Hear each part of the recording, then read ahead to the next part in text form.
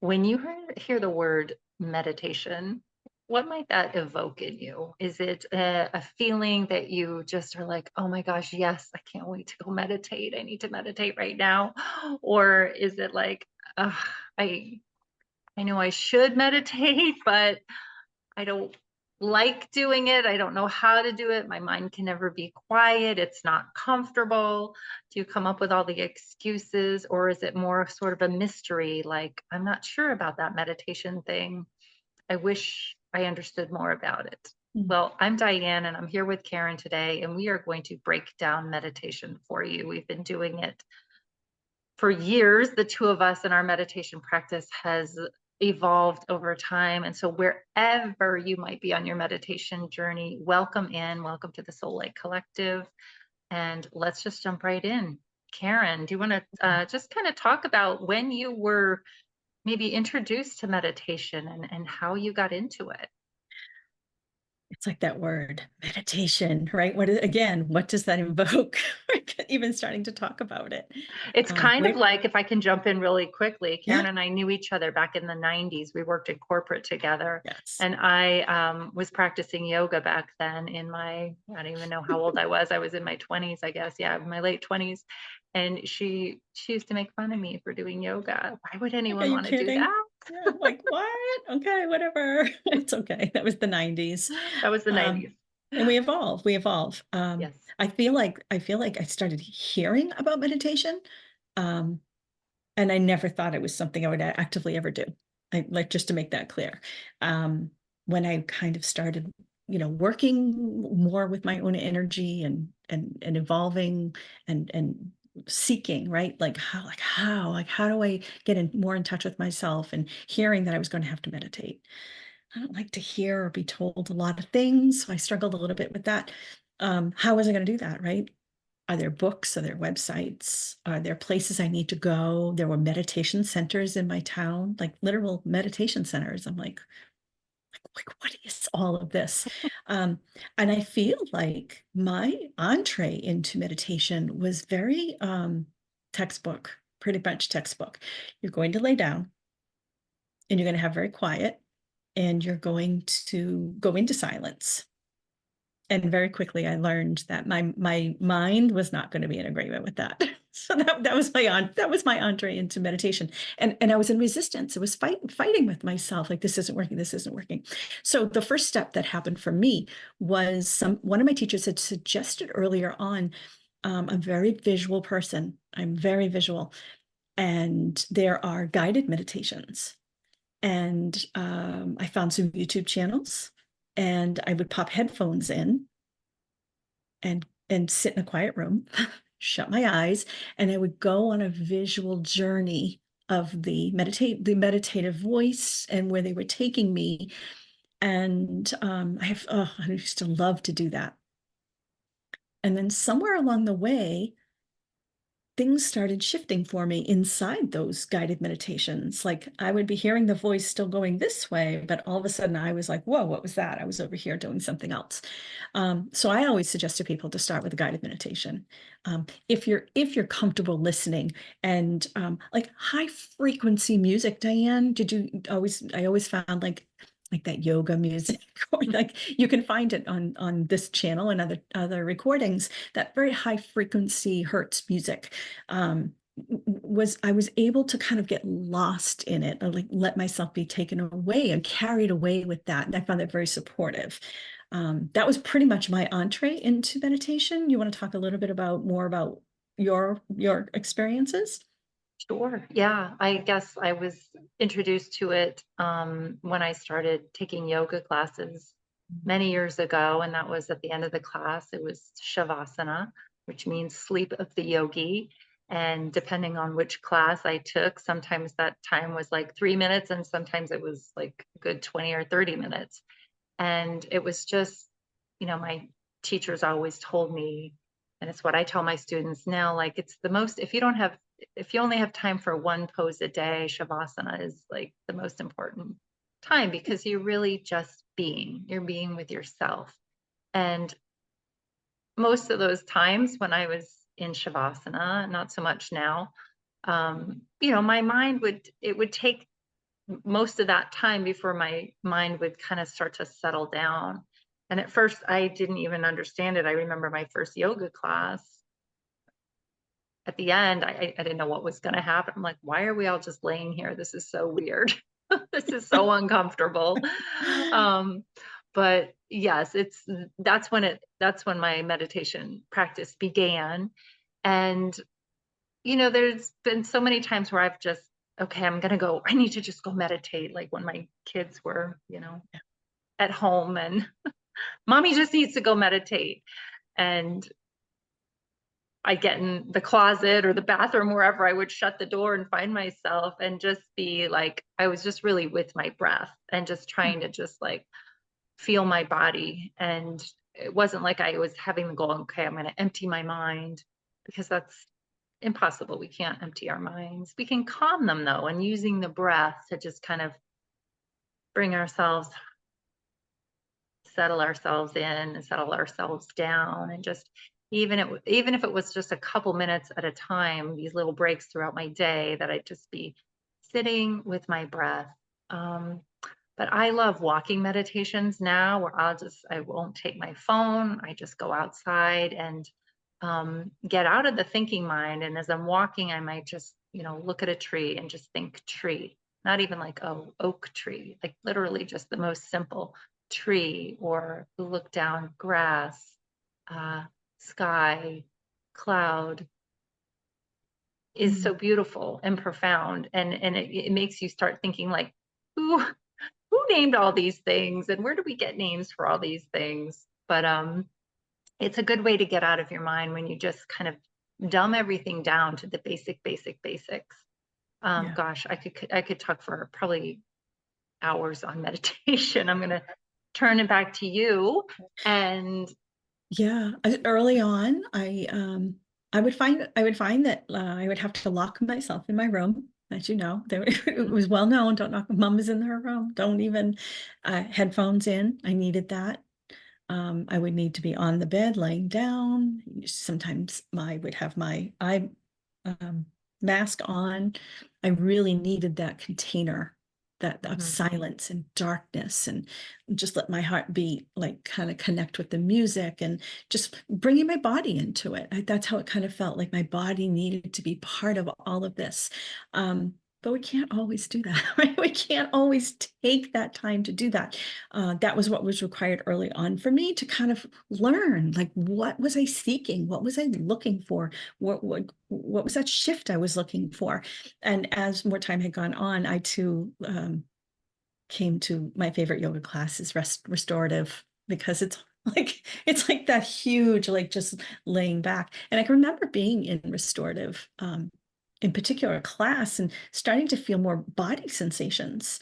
I can remember feeling like my arm was, I'd have my arm out and I would be like, okay, something, I'm feeling like electricity on my arm. And again, it was a little bit more connecting back with the body for me as a whole, right? Mind, body, spirit, right? Like my body wanted to come along. Sensations, I was feeling energy and things in my meditative practice.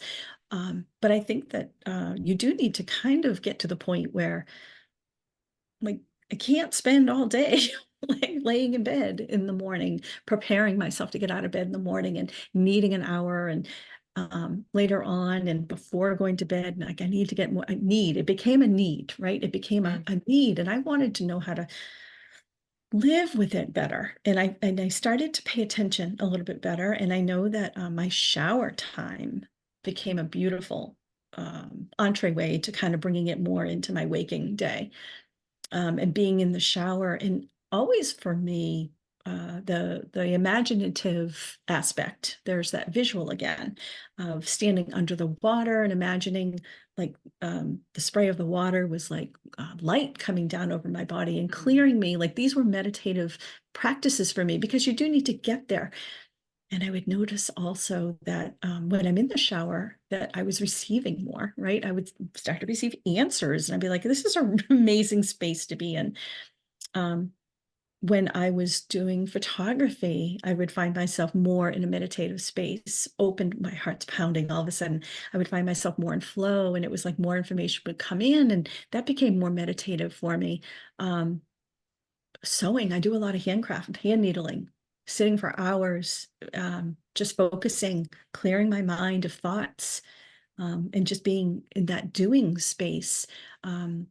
Writing, being in a meditative writing space, where opening the flow and letting my pen move across the page, Also called walking, like automatic writing, automatic right? writing, Yeah. Where again, you're just walking. opening the channel Yeah. of whatever comes through. Right. And so like meditation, I feel like the word meditative can be very locked in, right? Because I Hmm. feel like there are people with this beautiful practice of like, I will teach you to meditate, but there is an evolution to the path, um, of how individually, how it's going to work with me and how to work with it. And Diane and I have different experiences. Um, I'm just healing to mention, like I'm hearing, literally hearing, like shutting your eyes at night and just taking a couple breaths, and like, do you see color, right? Do you see colors when you shut your eyes at night, Diane? And are all these connected? And I went on a long, I'm a Capricorn, and I went on a very long, like, but what does this mean? And what does that mean? And do you see this? And it became very structural for me. And then I needed to finally start to relax that a little bit, to like just be in the flow with it. Hmm. Yeah, don't analyze it Don't because analyze it's it. all perfect. And sometimes I do see colors, or get, messaging that comes in, like it's how we connect with spirit. It's not just so there's so many benefits to Yeah. meditation, right? It's like we're calming our nervous system, we're quieting our minds, we're lowering our blood pressure, we're, processing, we're connecting with our breath and processing emotions, regulating our emotions. Maybe we're healing trauma as it Mm. comes up. And I have to say that I had a traumatic event that happened to me in my teens pop into my awareness a few days ago. It's something I stuffed deep, deep, deep, deep down within me. Nothing I've thought about. And it just, there was a trigger and it came up. And I have been doing a lot of meditation and breath work and movement to to clear it, to move it out of my body. And so sometimes, these things come up, and meditation can be a beautiful tool to help us evolve and get lighter, ascend, so to speak, whatever, however you want to call it. Um, and where was I going to go next with that? I was going to go somewhere else with that. Oh, just all the excuses, right? And I've heard this from clients over the years, and I've certainly said it many times myself. I don't know how. I can't, my mind won't shut off. I don't have the right space. When my kids leave the house, then I'll take one of their rooms and make it like my sacred Mm. sanctuary, or um, any other excuse. Like I don't have time. Maybe I already said that one. Or meditation just doesn't work for me. I've tried it Mhm. and it doesn't work. I hear that all the time. I hear it all the time. All the time. That's just not for me. And I wish I could, but I can't. Well, we all can do it. And you can do, I used to teach it in schools, and I've shared this on another video, but just using your hands and touching one finger at a time to your thumb, just being in that flow. And I always like to say, right here, right now, I am okay. Or you can attach whatever words you want, syllables. There's meditations for toning. That's how I started channeling light language. I was in meditation, toning my chakras, just making the om, vom sounds, and the light language just started. I could feel something else wanting to be expressed through my voice. And that's just another beautiful gateway to expanding spiritually, is through meditation. And so if you're on this awakening, spiritual awakening journey, you really have to meditate if you want to keep going and keep expanding and keep growing and keep um, enhancing your clair senses, your intuitiveness. You have to get quiet and listen. But there's so many different ways that you can do it. There's even, eating meditations, right? Where you don't have any devices around you and you're just sitting in silence and it's just you and your food. And you pick up, I'm just going to use a crystal because I have one here, you pick up a piece of food and whether it's on your fork or in your fingers, and you smell it and you just feel the scent of it in your body, and you look at it, you look at the textures and the color and the wonder. And maybe, when I was teaching meditation classes, we would do it with a raisin or, something small, and just the wonder of it, having this sense of wonder about what you're eating and where it came from and how many people may have been involved in getting it to your table. There's so much you can do with it, and that's more of a like mindfulness practice, which also goes hand in hand with meditation. Yeah. Yeah, you said the most beautiful, perfect word, like, listening, right? And getting into the silence. And I've been hearing it, like it's been playing in my head all day today. It's like the perfect entree for that. But um, spirit comes through like a whisper, right? We're always waiting for the big neon sign, or, oh, I felt it and it spoke Lightning through bolts. me. And it's so quiet. It's so quiet. It's so peaceful. And it's like it almost comes in like just on the in-breath, right? And how people frustrated with, I can't get in touch. I want to be in touch with my psychic set. And that's why the invitation is always to go to the meditation, because it invokes the silence and it puts you in that place of receiving, and it puts you in that place where you can start to learn how to communicate with your team, how to hear, how to start to, some people start to see symbols and like, and then we go outward. What did that mean? I didn't Google that, right? I Googled everything. Like, like, but what else can I do? Because I can't hear it, right? And that is like that in meditation to me is like that in breath. It's just that moment of silence when in between the inhale and the exhale. And as we've moved on, like that's how I get to my meditative state now. But I did start out with all of these things: the savasana, the lockdown, the walking, the writing, the automatic writing, notebooks full. And it's an invitation, an Yeah, invitation to, how am I going to go on that journey, and how am I going to open, and how am I going to hear spirit? Um, and that is the way, and it's not going to be the lightning bolt, right? Even though it was thunder and it's lightning rare. earlier. I'm not going to say it can't No, happen, but no, that's true. it is. But that really makes, I have always found that's like, now I want more. How do I Yeah, get yeah. back to that? And listening, getting into that quiet. I always heard it said that praying is asking. I was just And going to say that same thing. I I'll was let you do just the going to say answer. that. You can do the Yeah, prayer is yeah. asking, right? Yeah, And because I've had people say, but I pray. That's my meditation time. But again, prayer is asking and meditation is receiving. You're listening. listening. I mean, prayer is beautiful, right? It's like, Yeah. yes, I pray too, but in order to receive the guidance, The next we have step, to, the yes, what is the next possibility for me? Like, and we all, right? So when people say, oh, you need to meditate, like that is the invitation, right? And that is a beautiful space to allow yourself to get to. Not to put yourself in a place of, I can't do this and I have too yeah. much going on. It's a place of resistance. Yeah, it feeds the resistance when you get to that. My heart's pounding again.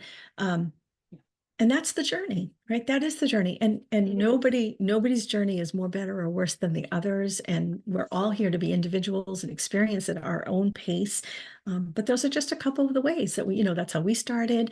And imagine, right? Imagine the potential for yourself if you could start communicating a little bit better and hearing and listening, instead of looking at people saying, how do they do that? How do they Right. find that guidance?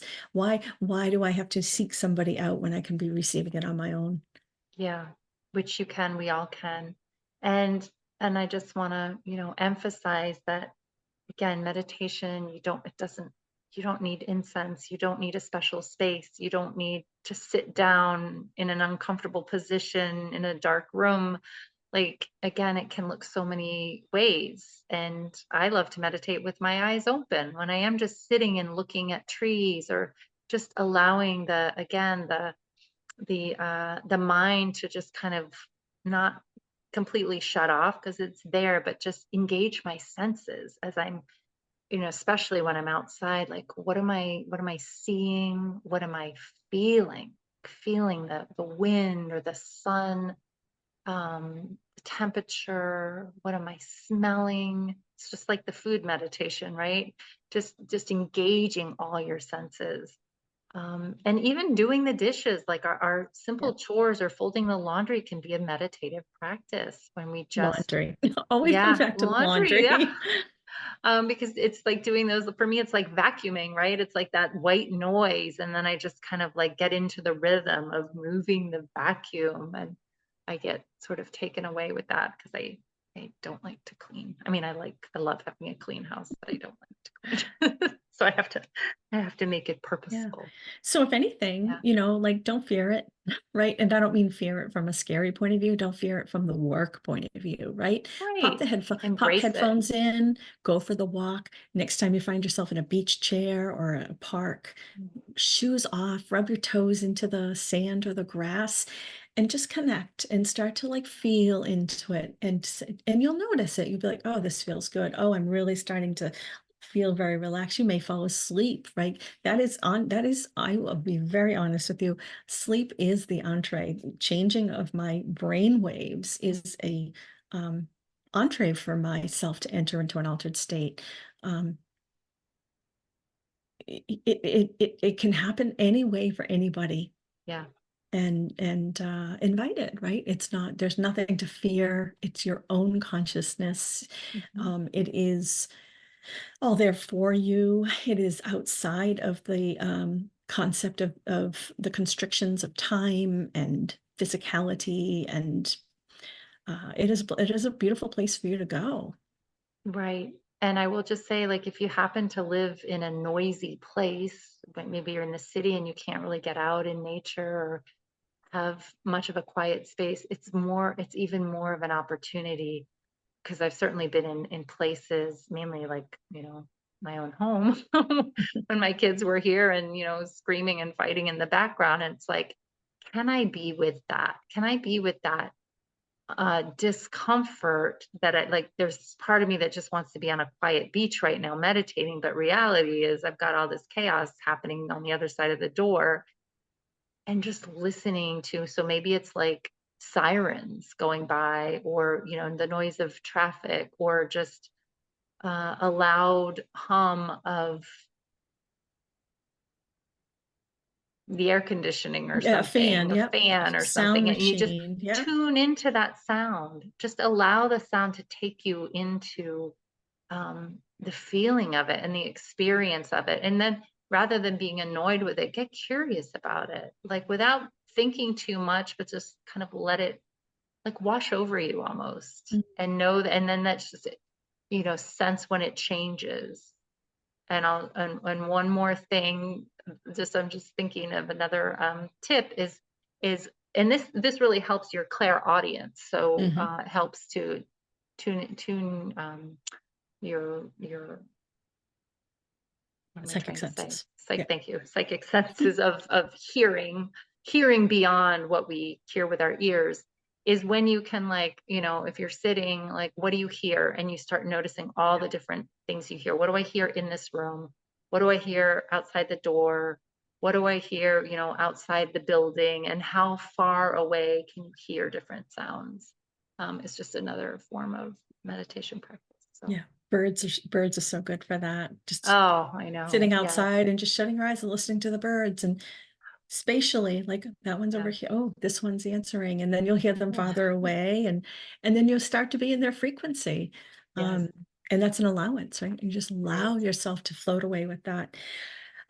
Yeah, I'm sure we can come back with some more meditative tips and tools at some point and add on Absolutely. to this Yeah, please share in the comments, what works for you? What's your favorite way to meditate? We yeah, would love for you to share. did you Um, struggle? yeah, if you haven't subscribed to our channel, we would love for you to do so here at Soul Light Collective. And be sure to like this video, share it, and we'll see you in the next one. Thanks so much for joining us, and we love you all so much.